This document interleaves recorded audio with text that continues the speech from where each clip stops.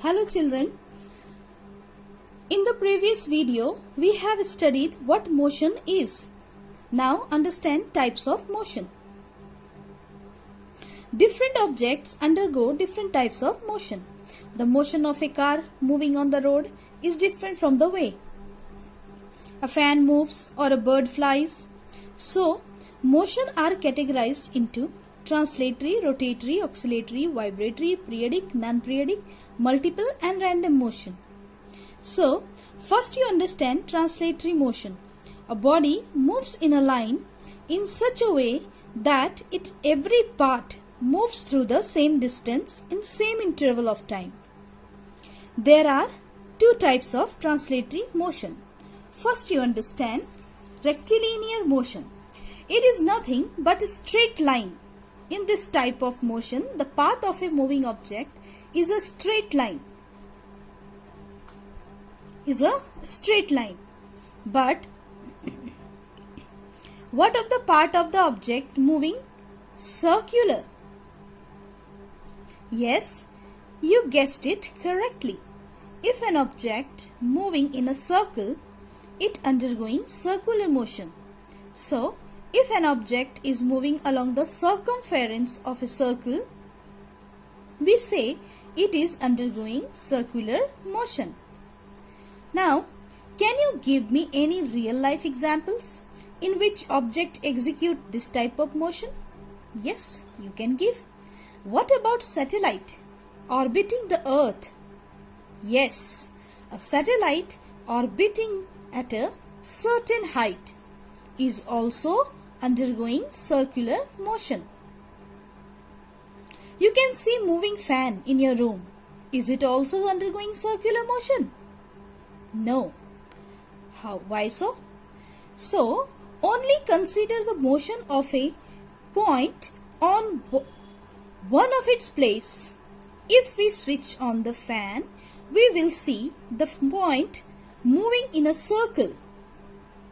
So, we can say that the blades of a fan also undergoing circular motion. Now, if I take a fan in one single object, can I say the fan moving as a whole in a circle? No, that would be incorrect. How? Just see here. I am going to draw diagram. This is a axle, fixed line. This is the blade of a fan. Okay. Now, as a whole is not going, this fan as a whole is not going anywhere. The entire fan is not moving along the circumference of a circle. But which motion is performing then? Which motion is performing then? The fan is undergoing rotational motion. Before actually defining this type of motion, once again you see, this is an axle, this is a fixed line, and this is a fan blades. The fan is spinning around this axle, or you can say the entire fan is spinning around this fixed line. This is a fixed line. Okay, so this is called a rotational motion. You can say you might have seen top.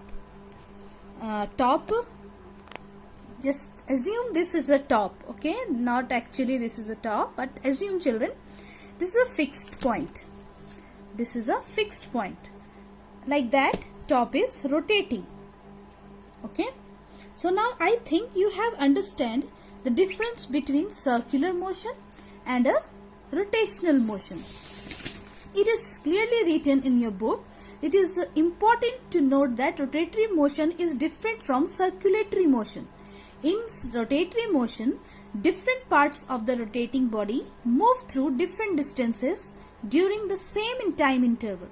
The part near the axis moves a lesser distance than the part away from the axis. Okay, you can see the book, you can read it. Now, going to start the oscillatory motion. You read the definition from your book. Oscillatory motion can be best explained with the help of the motion of the pendulum of a wall clock. Here the pendulum as a whole moves back and forth about its mean position, the position of an object where it rests when not moving its mean position. So when a body as a whole moves back and forth or to and fro about its mean position, its motion is described as a circulatory motion. Other examples are the motion of a swing or a stone tied to a string. You can tie a string on a stone and you can rotate it, you can move, you can see, you can do the activity by yourself. Now one activity I am going to show you, simple pendulum activity. I have tied a string in a ball. Just see if this is a rest position, means this is a mean position. If you will move this ball move back and forth or to and fro. This is the to and fro motion, children. Just see, pay attention. Now, as shown in this activity given alongside, when the pendulum starts to move from O to A, then A to B and back to O, it completes one oscillation. Now see, I will show you with the diagram how simple pendulum move O to A to B and back to O. This is a rigid support. This is a bob. This O position is mean position. This is extreme position, B. This is A. This is also extreme position. Okay. Now this bob will move first O to A, then A to B, then back to O. This is the mean position. So it completes one oscillation. And therefore one oscillation of a simple pendulum is defined as one complete to and fro motion about its mean position. The time taken by a simple pendulum to complete one oscillation is called its time period, denoted T, and SI unit is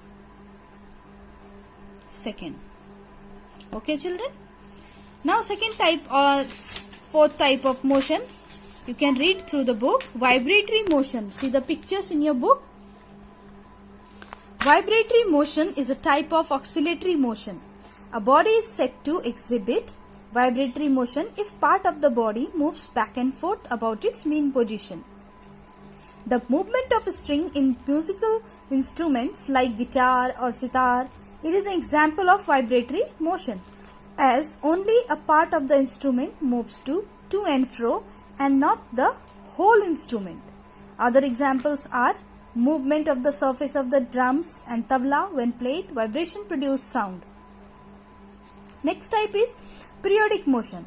In both oscillatory and vibratory motion, the motion of the bodies are repetitive and the time taken to complete a single oscillatory or vibration remains the same.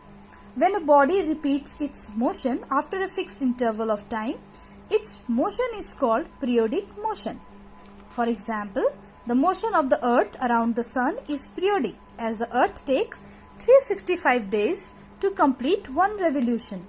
The rotation of the earth about its own axis takes 24 hours and is a periodic motion.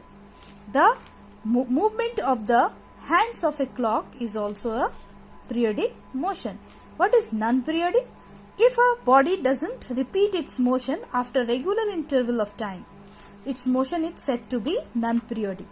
A car moving on a busy road is an example of a non-periodic motion. The beating of heart is a non-periodic motion. Your heartbeats are different from your running, walking briskly, sitting idle or sleeping. When you run, your heartbeat beat fast. When you sit idle, heartbeat slow. So this is non-periodic. Movement of our body while dancing running of a batsman between the wickets, and movement of our hands while writing are some more examples of non-periodic motion. Okay children, I think you have understood periodic and non-periodic difference. Very fast to and fro motion of an object about its mean position is called vibration. In body, vibration of the vocal cords produce sounds and enable us to speak. So I am speaking. Okay. Now multiple motion. If a body exhibits more than one type of motion at the same time, then such motion is called multiple motion. Motion of the earth, drawing water from the well. Drawing water from the well, in the pulley on which the rope runs exhibits circular motion, and the bucket shows linear motion. In straight means straight. Motion of the earth also, the earth keeps on rotating on its axis as well as revolves around the sun in a curved path in a fixed time interval. A vehicle moving on a straight